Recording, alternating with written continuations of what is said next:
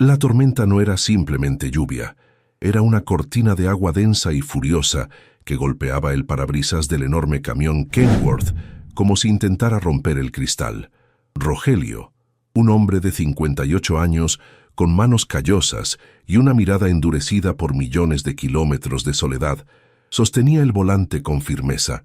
El rugido del motor diésel y el ritmo hipnótico de los limpiaparabrisas eran su única compañía en esa carretera secundaria olvidada por Dios y por el mantenimiento estatal. Rogelio prefería conducir de noche. La oscuridad ocultaba los paisajes monótonos y le permitía estar a solas con sus pensamientos, aunque a veces esos pensamientos fueran más peligrosos que la carretera mojada. Llevaba una carga de madera hacia el norte, con la esperanza de llegar antes del amanecer, pero la lluvia torrencial lo obligaba a reducir la velocidad. No tenía prisa por llegar a casa. Desde que su esposa falleció hace 5 años, su casa era esa cabina de metal y cuero con olor a café rancio y tabaco. De repente, los potentes faros de xenón cortaron la oscuridad y revelaron algo que hizo que el corazón de Rogelio saltara en su pecho. A unos 200 metros, en el arcén estrecho y embarrado, había siluetas. No era un animal cruzando, ni un coche averiado. Eran personas, 4 figuras caminando en fila india, empapadas hasta los huesos, luchando contra el viento que amenazaba con empujarlos hacia el tráfico inexistente. Rogelio entrecerró los ojos, tensando la mandíbula. Su instinto de camionero veterano le gritó: «¡No pares! ¡Es una trampa!». Había escuchado suficientes historias de asaltos en carreteras solitarias donde usaban señuelos para robar la carga o el camión. Su pie derecho se mantuvo sobre el acelerador, decidido a pasar de largo y dejar atrás esa visión perturbadora. Después de todo, el mundo estaba lleno de desgracias y él no era un santo, solo un hombre cansado haciendo su trabajo. Sin embargo, a medida que el camión se acercaba rugiendo, la luz iluminó un detalle que destrozó su lógica defensiva.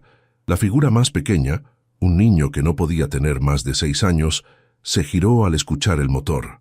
El niño no hizo señas, no pidió ayuda. Simplemente miró hacia las luces con una expresión de terror absoluto, aferrándose a la pierna del hombre que caminaba delante. Rogelio vio esa cara pálida y esos ojos grandes durante una fracción de segundo, pero fue suficiente. Una descarga eléctrica recorrió su columna vertebral. Maldijo en voz alta, golpeando el volante con la palma de la mano, y accionó los frenos de aire. El silbido agudo y el chirrido de los neumáticos sobre el asfalto mojado rompieron la sinfonía de la tormenta. El enorme vehículo comenzó a desacelerar, arrastrándose hasta detenerse unos 50 metros por delante de la familia. Rogelio respiró hondo, sabiendo que acababa de cometer una imprudencia o el mayor acierto de su noche.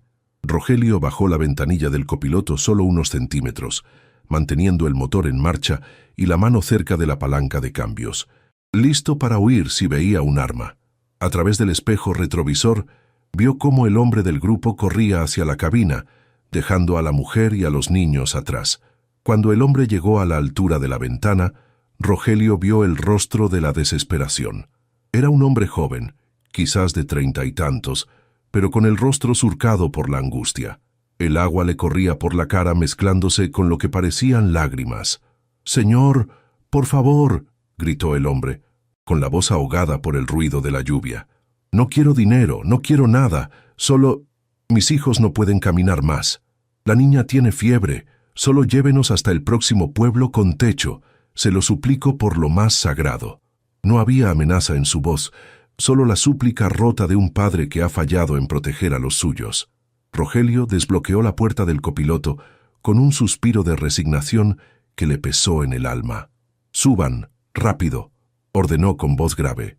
El hombre hizo una señal y la mujer corrió con los 2 niños. Subir a la cabina alta del camión fue una odisea para ellos. Estaban débiles y resbaladizos por el barro.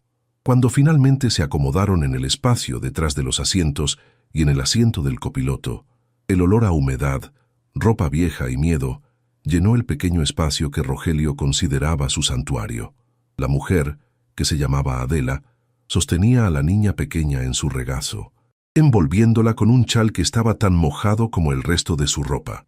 El hombre, Braulio, se sentó en el borde del asiento, temblando incontrolablemente, no de frío, sino de la adrenalina de haber conseguido un milagro. Rogelio subió la calefacción al máximo y puso el camión en marcha nuevamente, reintegrándose a la carretera negra. El silencio en la cabina era denso, solo interrumpido por el zumbido de la calefacción y los dientes castañeteando del niño varón, Tino.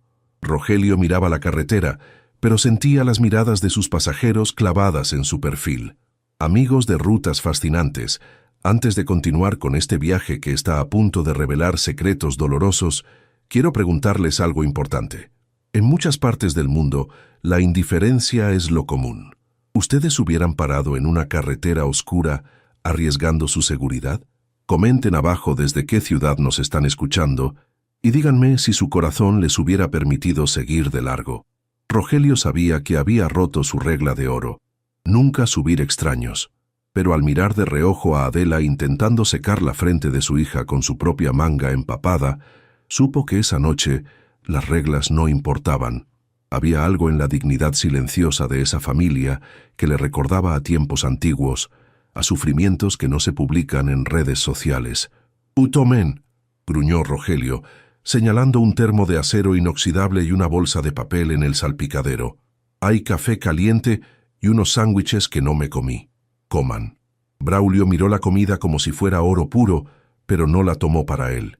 Con manos temblorosas, partió el sándwich y le dio la mayor parte a su esposa y a los niños. Luego sirvió un poco de café en la tapa del termo y se lo ofreció a Adela. Rogelio observó este gesto a través del reflejo del parabrisas. Ese acto de poner a la familia primero, incluso cuando el hambre propia es voraz, le ganó a Braulio un respeto inmediato por parte del camionero. Rogelio, que había vivido rodeado de egoísmo en las paradas de camiones y almacenes, reconoció en Braulio a un hombre de valores, un hombre que probablemente había perdido todo menos su honor. ¿A dónde se dirigían caminando en esta noche de perros?, preguntó Rogelio finalmente, rompiendo el hielo. Braulio tragó el pequeño pedazo de pan que se había permitido comer y se aclaró la garganta. «Íbamos hacia Valle de los Olivos, señor», respondió con voz baja. Rogelio levantó una ceja. «Valle de los Olivos está a 150 kilómetros de aquí. A este paso hubieran llegado muertos o congelados antes del amanecer». Braulio bajó la mirada, avergonzado por la realidad de su situación. «Lo sé, pero nos echaron de la casa donde cuidábamos la finca esta mañana. El dueño vendió la propiedad y nos dio 2 horas para salir. No tenemos coche ni dinero para el autobús. Un primo me dijo que en Valle de los Olivos hay trabajo en la recolección de naranjas. No teníamos otra opción más que caminar». La crudeza de la historia golpeó a Rogelio. No era una tragedia espectacular, era la tragedia silenciosa y burocrática de la pobreza. Ser desechable. La mujer, Adela, habló por primera vez. Su voz era suave, casi un susurro melódico. Le dijimos a los niños que era una aventura, que íbamos a ver quién aguantaba más caminando bajo la lluvia. Acarició el pelo mojado de su hija, Sol, que empezaba a dormitar gracias al calor de la cabina. Pero ellos saben. Los niños siempre saben cuando los padres tienen miedo. Rogelio apretó el volante, recordó a su propio hijo, al que no veía desde hacía 10 años por una estúpida discusión sobre dinero y orgullo. Recordó cómo él mismo había fallado en proteger a su familia emocionalmente, aunque nunca les faltó comida. La presencia de Braulio y su familia en la cabina actuaba como un espejo incómodo, reflejando las carencias emocionales de Rogelio frente a la carencia material de ellos. Ellos tenían hambre, pero se tenían el uno al otro. Rogelio tenía un camión de $100,000 y una cuenta bancaria decente, pero estaba completamente solo. La lluvia comenzó a amainar un poco, convirtiéndose en una llovizna constante. Rogelio sabía que su ruta pasaba cerca de Valle de los Olivos, pero no entraba al pueblo. Dejar a esta familia en la entrada del pueblo a las 3 de la mañana no resolvería nada. Seguirían en la calle, mojados y sin un lugar donde ir. Una idea comenzó a formarse en su mente, una idea peligrosa que iba en contra de su naturaleza solitaria. Miró la bolsa de lona desgastada que Braulio abrazaba contra su pecho. Era todo su patrimonio. «¿Qué sabes hacer, Braulio?», preguntó Rogelio, mirando la carretera infinita. Además de caminar bajo la lluvia y cuidar fincas ajenas, ¿qué sabes hacer con esas manos? Braulio levantó la cabeza, sorprendido por la pregunta. Sé de mecánica, señor. Arreglaba los tractores de la finca. Y sé de carpintería. Mi padre era ebanista. Rogelio asintió levemente, guardando esa información como una pieza de un rompecabezas que aún no sabía si quería armar. El camión continuó devorando kilómetros en la oscuridad, pero la atmósfera dentro de la cabina había cambiado sutilmente. Ya no era solo un refugio contra la lluvia. Se había convertido en un confesionario móvil. Rogelio no dijo nada más sobre las habilidades de Braulio, pero su mente trabajaba a toda velocidad, calculando riesgos y posibilidades. Una hora después, las luces de neón de un paradero de camiones llamado La Última Milla aparecieron en el horizonte. Era un lugar que Rogelio conocía bien: comida grasienta, café fuerte y duchas calientes.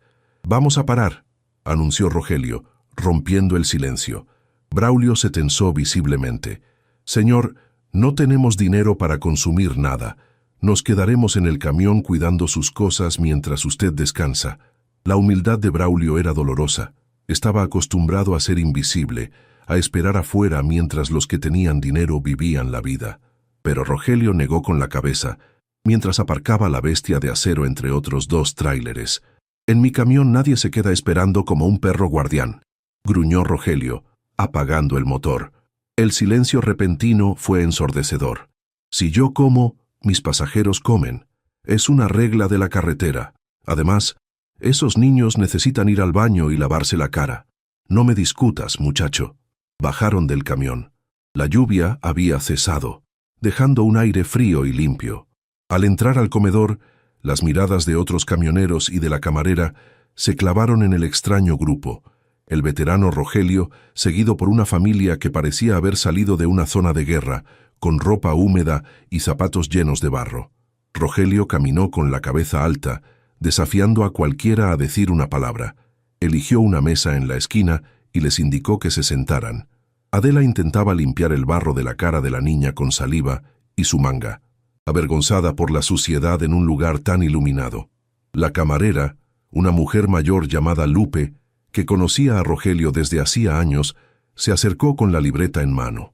Miró a la familia y luego a Rogelio con una ceja levantada, pero no hizo preguntas. «¿Lo de siempre, Rojo?», preguntó. «Sí, Lupe, y para ellos trae el especial del día. 4 platos, sopa, carne con papas y mucho pan, y leche caliente para los niños». Braulio intentó protestar de nuevo, susurrando que era demasiado, pero Rogelio levantó una mano callosa para silenciarlo. «Braulio, el orgullo es un lujo que los pobres no podemos permitirnos cuando hay niños de por medio. Trágate el orgullo y deja que llenen el estómago. Mañana podrás preocuparte por devolver el favor. Hoy solo preocúpate por nutrir a tu tropa». Braulio bajó la cabeza, vencido, y susurró un «gracias», que sonó más a una oración que a una palabra. Cuando llegó la comida, la escena fue desgarradora y hermosa a la vez. Los niños, Tino y Sol, miraban los platos humeantes con los ojos desorbitados, pero no empezaron a comer hasta que su padre asintió. Ese nivel de disciplina y respeto en medio de la necesidad impresionó a Rogelio aún más. Comieron con avidez pero sin perder los modales, limpiando los platos con los trozos de pan hasta dejarlos brillantes. Rogelio apenas tocó su café.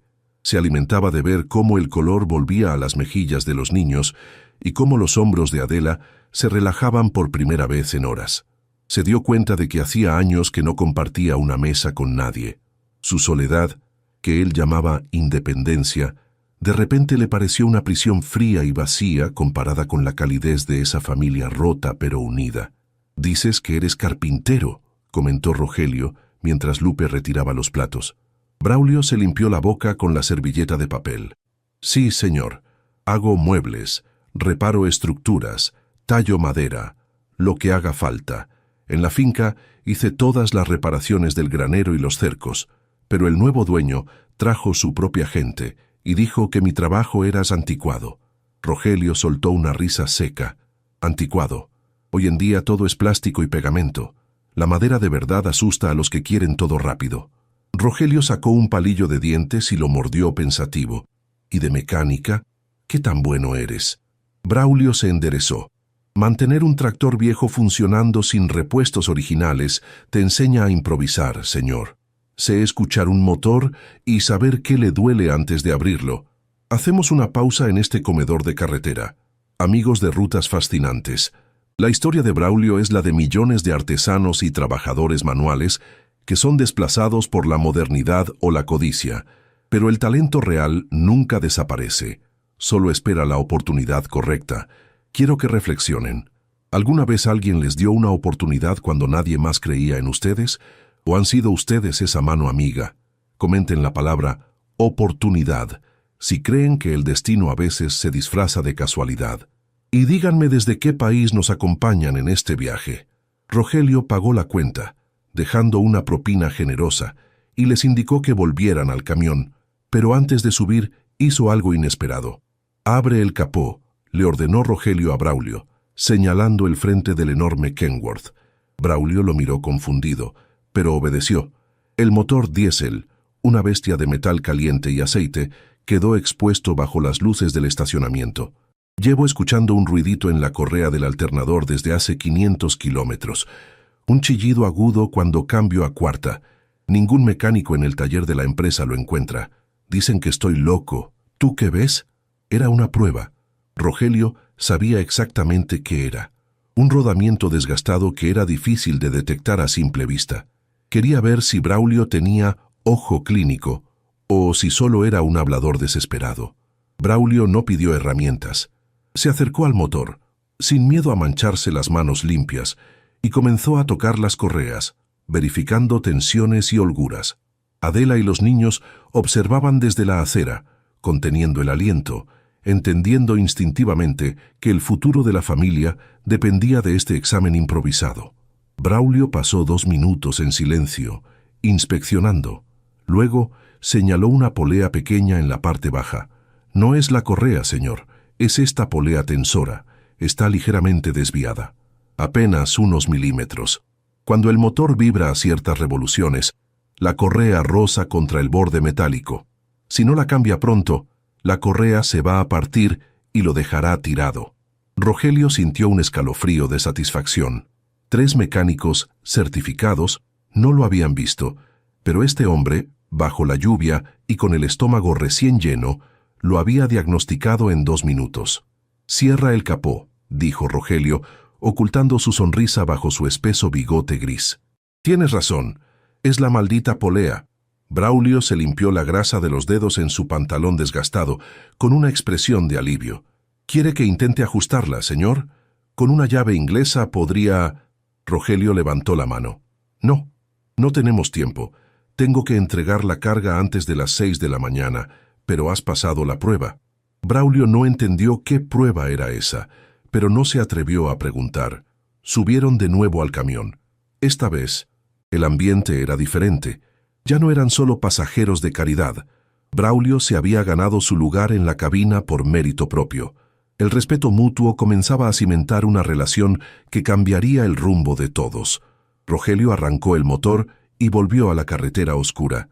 Faltaban 50 kilómetros para el desvío hacia Valle de los Olivos, el destino de la familia. Rogelio miraba los carteles verdes pasar, debatiéndose internamente. Su mente racional le decía: «Déjalos en el pueblo, dales algo de dinero y sigue tu camino. No te compliques la vida, ya hiciste suficiente».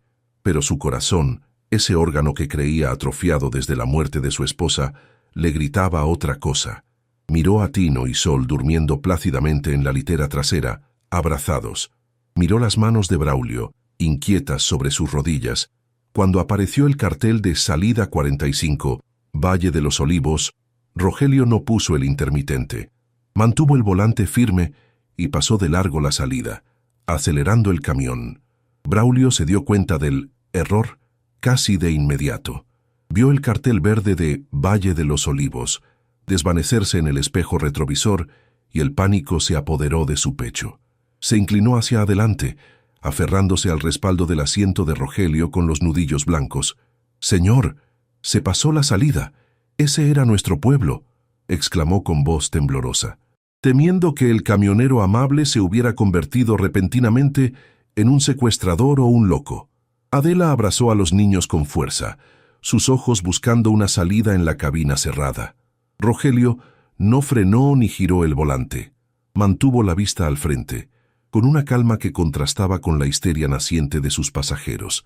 No me pasé, Braulio. Simplemente decidí no parar ahí. Si te dejaba en ese cruce a esta hora, con lluvia y sin dinero, los coyotes o el frío se los hubieran comido vivos antes del amanecer. Pero, ¿a dónde nos lleva?, insistió Braulio, debatiéndose entre la gratitud por la comida y el terror a lo desconocido. Rogelio suspiró. El sonido de un hombre que carga con decisiones pesadas. Valle de los Olivos es un agujero, muchacho. He llevado carga allí.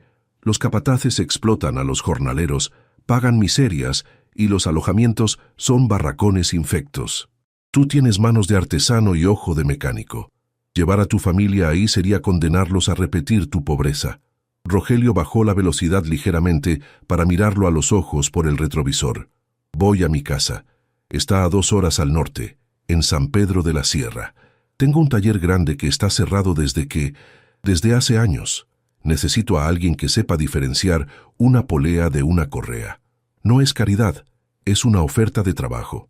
Te ofrezco techo y sueldo a cambio de que revivas mi taller.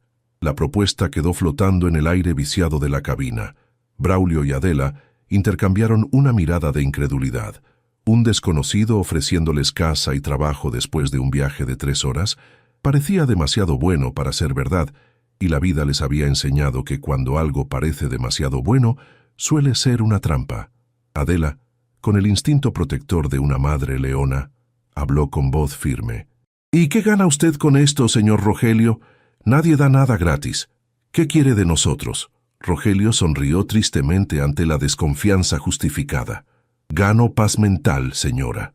Gano saber que mi propiedad no se caerá a pedazos porque soy demasiado viejo y estoy demasiado solo para mantenerla. Y gano compañía.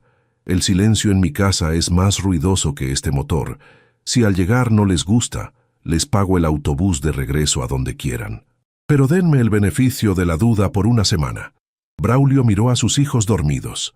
Tino roncaba suavemente y Sol tenía la boca manchada de chocolate de la leche que había bebido. Pensó en los barracones de los recolectores de naranjas, en el lodo, en la incertidumbre. Luego miró la espalda ancha de Rogelio, un hombre que les había dado comida y calor sin pedir nada a cambio. Aceptamos la semana de prueba, dijo Braulio finalmente, sintiendo que estaba apostando el destino de su familia en una carta alta. Pero quiero dejar algo claro. Trabajaré duro. No quiero limosnas. Si mi trabajo no vale el sueldo, nos iremos. Rogelio asintió, satisfecho. Trato hecho. Ahora duerman un poco. El camino hacia la sierra tiene muchas curvas y necesito concentrarme. Llegaremos con la primera luz del sol. El camión rugió, como si aprobara el pacto sellado entre 2 hombres de honor. El resto del viaje transcurrió en un silencio diferente, uno cargado de expectativa y esperanza frágil. Mientras el camión ascendía por las carreteras sinuosas de la sierra, la lluvia cesó por completo y el cielo comenzó a clarear, pintándose de tonos violetas y naranjas. Rogelio pensaba en su casa vacía. No había entrado en el taller de carpintería de su padre, que estaba en la propiedad desde hacía una década. Lo usaba de almacén para trastos viejos. ¿Estaba loco por llevar a 4 extraños a su santuario? Quizás, pero al recordar la mirada de Braulio diagnosticando el motor, Rogelio sintió una chispa de emoción que no sentía hacía años. Era la emoción de un proyecto, de un futuro. Tal vez, solo tal vez, Dios le había puesto a esa familia en el camino no para salvarlos a ellos, sino para salvarse a él mismo. Hacemos una pausa reflexiva aquí. Comunidad de rutas fascinantes. La decisión de Rogelio es arriesgada. Abrir las puertas de tu casa a desconocidos requiere una fe en la humanidad que pocos tienen hoy en día. ¿Qué es lo que nos frena a confiar en el prójimo? ¿El miedo o la experiencia? Quiero leer sus opiniones sinceras. Si ustedes hubieran sido Rogelio, ¿habrían llevado a la familia a casa o los habrían dejado en un lugar seguro con dinero? Comenten la palabra confianza. Si creen que el mundo necesita más actos de fe ciega como este. El sol finalmente rompió el horizonte cuando el Kenworth giró en un camino de tierra, levantando polvo dorado. Llegaron a una propiedad extensa, rodeada de pinos y robles antiguos. En el centro, una casa grande de estilo colonial, con tejas rojas y paredes blancas, se erguía majestuosa pero descuidada. La pintura estaba descascarada. El jardín era una selva de maleza y una de las ventanas del segundo piso tenía una madera clavada en lugar de cristal. A un lado, un enorme galpón de madera y chapa servía como taller y garaje. «Bienvenidos a El Refugio», anunció Rogelio, estacionando el camión frente al galpón. Braulio y Adela bajaron, estirando las piernas entumecidas, y miraron el lugar con asombro. A pesar del abandono evidente, la casa tenía buenos huesos, como diría un carpintero. Se respiraba aire puro y paz. Los niños corrieron hacia un viejo columpio que colgaba de un roble, riendo por primera vez en días. Rogelio los guió hacia la casa principal. Al abrir la puerta de roble macizo, un olor a encierro y polvo antiguo los recibió.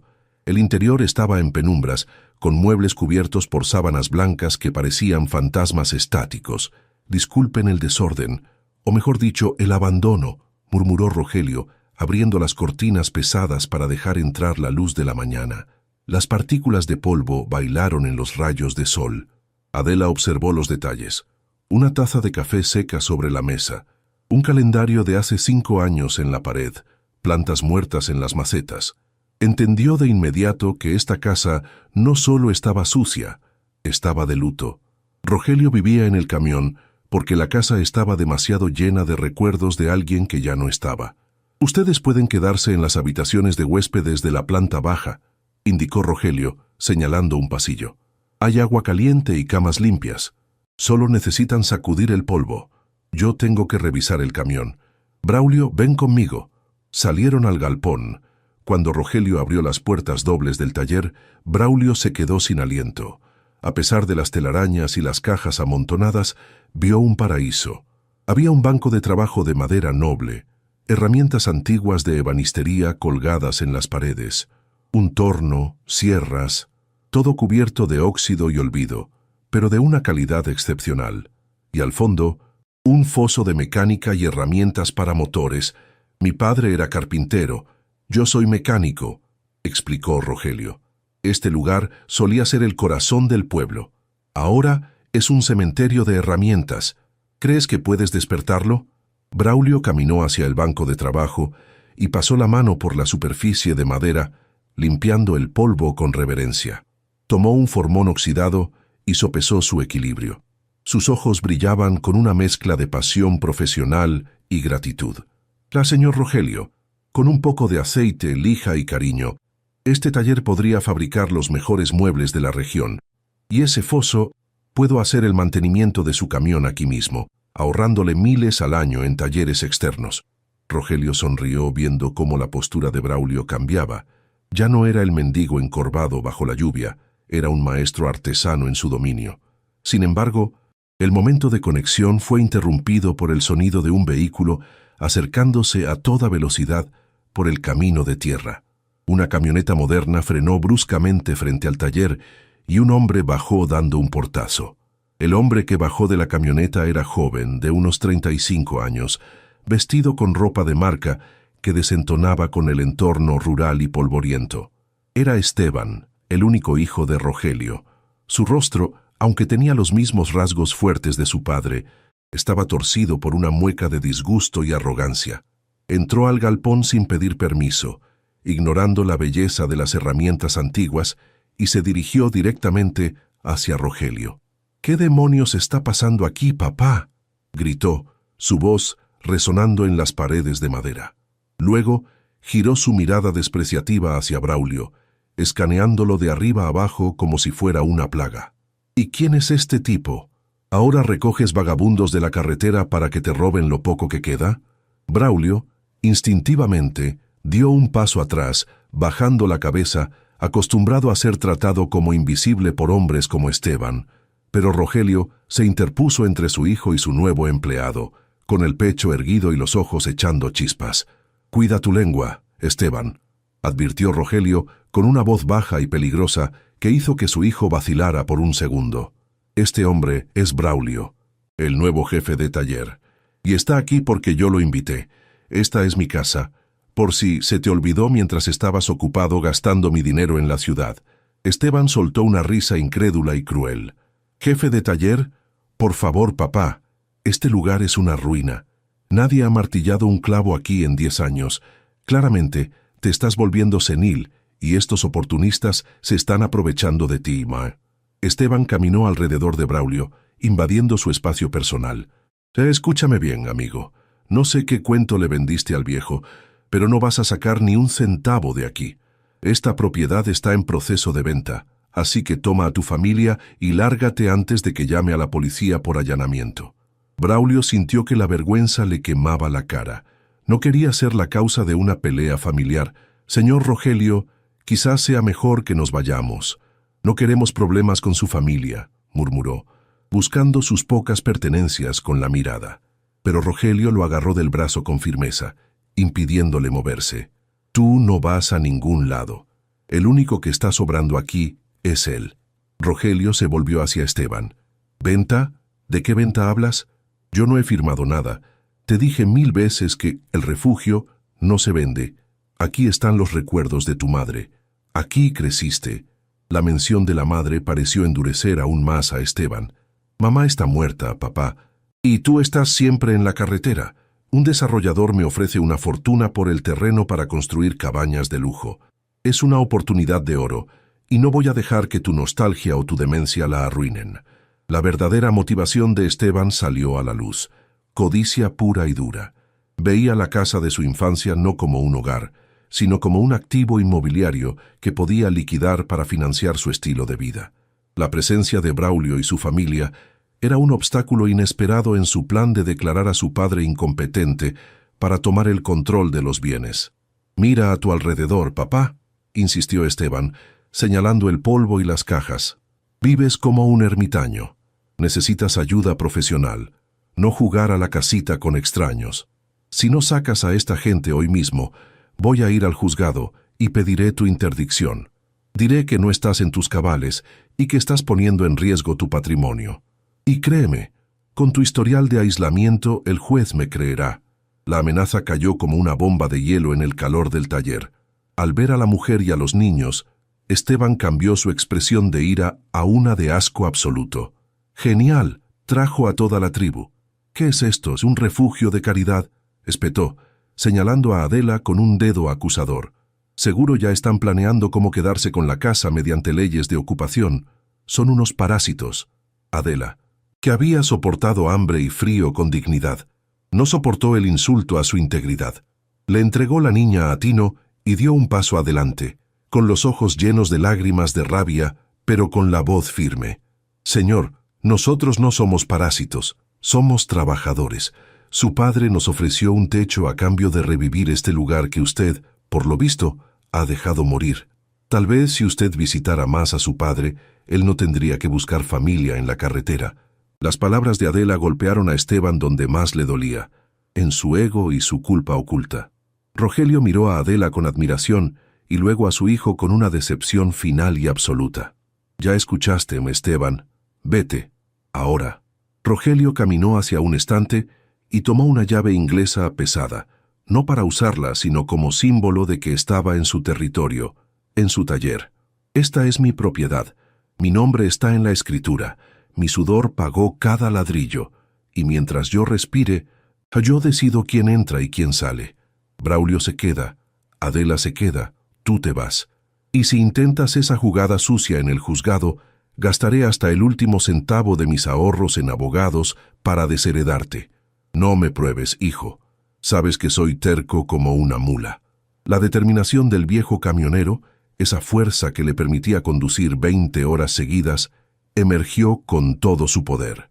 Esteban, dándose cuenta de que había presionado demasiado y de que su padre no estaba tan débil como pensaba, decidió retirarse tácticamente. Retrocedió hacia su camioneta, pero no sin lanzar una última amenaza venenosa. «Esto no se acaba aquí, papá. Disfruta de tus nuevos amigos mientras puedas.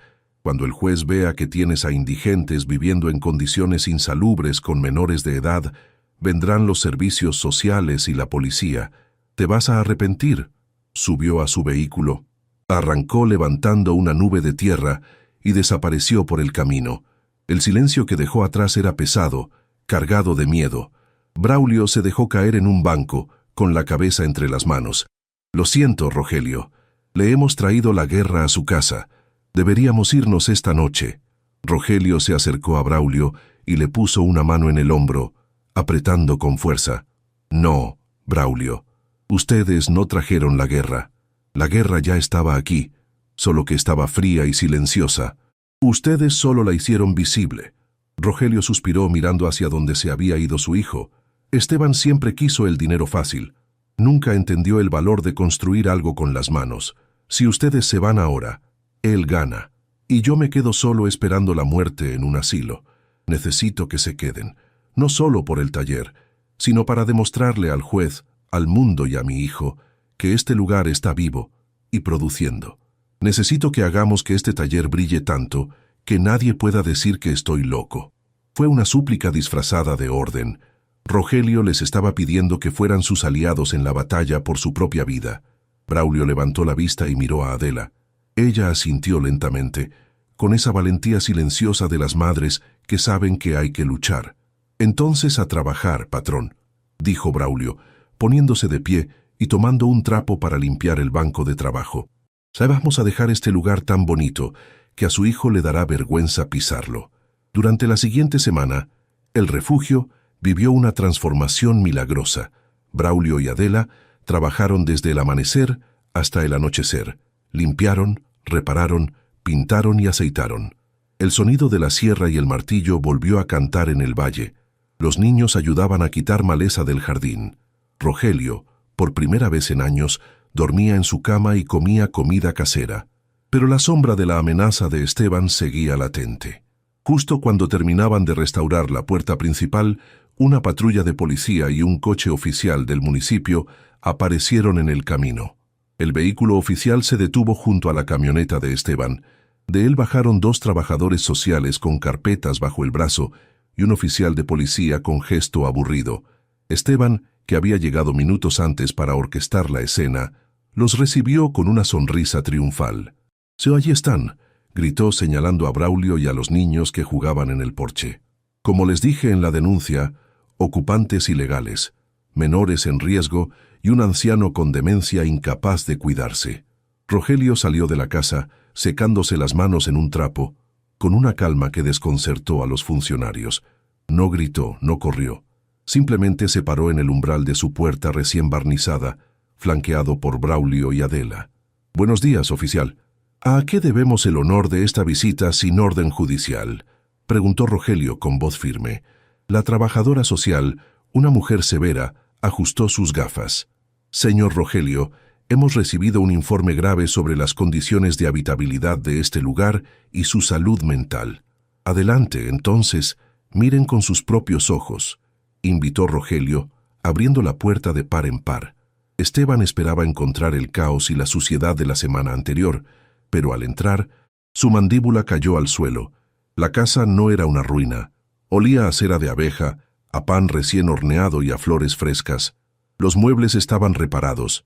El suelo brillaba y no había ni una mota de polvo. Adela había transformado el mausoleo en un hogar cálido y digno. La trabajadora social recorrió las habitaciones, inspeccionó la cocina llena de comida y vio a los niños limpios, bien vestidos, con ropa que Rogelio les había comprado en el pueblo, y haciendo sus tareas escolares en la mesa del comedor. «¿Dónde está el riesgo, señor Esteban?», preguntó la funcionaria, visiblemente molesta por la pérdida de tiempo. «Esto es un hogar funcional. De hecho, está mejor cuidado que muchas casas que visito». Esteban, desesperado al ver que su plan se desmoronaba, cambió de táctica. «Es una fachada. Mi padre está loco». Recogió a estos vagabundos de la calle. Seguro lo están drogando o manipulando. Rogelio caminó hacia un escritorio antiguo y sacó una carpeta de cuero. «Hijo, te subestimas, y me subestimas a mí», dijo Rogelio, con una frialdad que heló la habitación. «Sabía que vendrías con este cuento. Por eso, ayer fui al pueblo. Aquí tengo un certificado médico de plena salud mental. firmado por el psiquiatra del hospital regional, y una declaración notariada donde nombro a Braulio como mi administrador de bienes y empleado residente con contrato legal. Rogelio le entregó los papeles al oficial de policía. Estos, vagabundos, son mis empleados y mis invitados. Y tú, Esteban, eres el único intruso aquí. El oficial de policía leyó los documentos y asintió. Todo está en orden aquí. Señor Esteban, hacer denuncias falsas a los servicios sociales es un delito grave. Le sugiero que se retire antes de que decida llevarlo a la comisaría por acoso y desperdicio de recursos públicos. La humillación de Esteban fue absoluta. Delante de los extraños que despreciaba, su propio padre lo había derrotado con las mismas leyes que él pretendía usar como arma. Esteban miró a Rogelio con odio, pero también con un miedo nuevo. El viejo camionero no era una presa fácil. Te vas a arrepentir de esto, papá. Cuando ellos te roben todo, no vengas llorando a mi puerta. Rogelio lo miró con tristeza, no con ira. No iré, hijo, porque ya encontré a mi familia, y no llevan mi sangre, pero llevan mi honor. Esteban salió de la casa, subió a su camioneta y se marchó derrapando, desapareciendo de la vida de Rogelio para siempre. Cuando el polvo se asentó y los oficiales se fueron pidiendo disculpas, un silencio de alivio llenó el refugio. Adela se dejó caer en una silla y rompió a llorar, liberando la tensión de días de miedo. Braulio abrazó a Rogelio. Un abrazo torpe pero lleno de una gratitud inmensa. Pensé que nos iba a echar para salvarse usted, patrón, confesó Braulio. Rogelio le dio una palmada en la espalda. Braulio, tú arreglaste el motor de mi camión y el motor de mi vida. Nunca te echaría. Ahora sécate esas lágrimas, que tenemos un pedido de muebles que terminar. La gente del pueblo está hablando maravillas de tu trabajo. Con el obstáculo de Esteban eliminado, el refugio floreció. Lo que comenzó como un taller de reparaciones improvisado se convirtió en ebanistería y mecánica El Caminante. La combinación era inusual, pero efectiva. Los camioneros paraban para arreglar sus motores y terminaban comprando muebles artesanales para sus esposas. Braulio resultó ser un genio de la madera, creando piezas únicas que pronto tuvieron lista de espera. Rogelio dejó de conducir largas distancias. Vendió el camión viejo y compró una camioneta de reparto para entregar los muebles. Su nueva ruta era corta, pero llena de satisfacción. Pasaba las tardes enseñando a Tino a tallar madera y a Sol a cuidar el jardín, convirtiéndose en el abuelo que nunca pudo ser para los hijos de Esteban. Pasaron 5 años. El refugio ya no era una casa abandonada, sino el corazón de la comunidad. Adela gestionaba las cuentas con una eficiencia impecable. Braulio tenía 2 ayudantes en el taller. Y Rogelio envejeció, sí, pero no se marchitó. Cada arruga de su cara ahora venía de una sonrisa, no de una preocupación. Una tarde de lluvia, similar a aquella en la que se conocieron, Rogelio se sentó en el porche con Braulio a ver caer el agua. Esa noche casi sigo de largo, confesó Rogelio, mirando la tormenta. Casi acelero y los dejo atrás. ¡Qué error hubiera sido! Hubiera muerto solo en esa cabina fría. Braulio sonrió lijando un juguete de madera. Pero paró, Rogelio. Eso es lo que cuenta. Paró cuando nadie más lo hizo. Rogelio falleció tranquilamente en su cama una noche de invierno, rodeado por Braulio, Adela, Tino y Sol. No hubo soledad, ni miedo. Su testamento fue simple y claro. El refugio y todos sus bienes pasaban a nombre de Braulio y Adela, con una cláusula especial que creaba un fondo de becas para Tino y Sol. A Esteban le dejó una sola cosa, su vieja caja de herramientas vacía, con una nota que decía, para que aprendas a construir tu propia vida en lugar de intentar robarla de otros.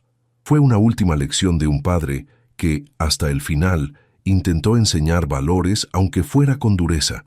La historia de Rogelio y la familia de la lluvia se convirtió en una leyenda local. Nos enseña que la familia no se define por el ADN, sino por la lealtad y el cuidado mutuo. Rogelio salvó a Braulio de la pobreza, pero Braulio salvó a Rogelio de la soledad. Ambos se rescataron. Nos recuerda que, a veces, los desvíos inesperados en la carretera de la vida Esos momentos en los que decidimos frenar y ayudar a un extraño son los que nos llevan a nuestro verdadero destino.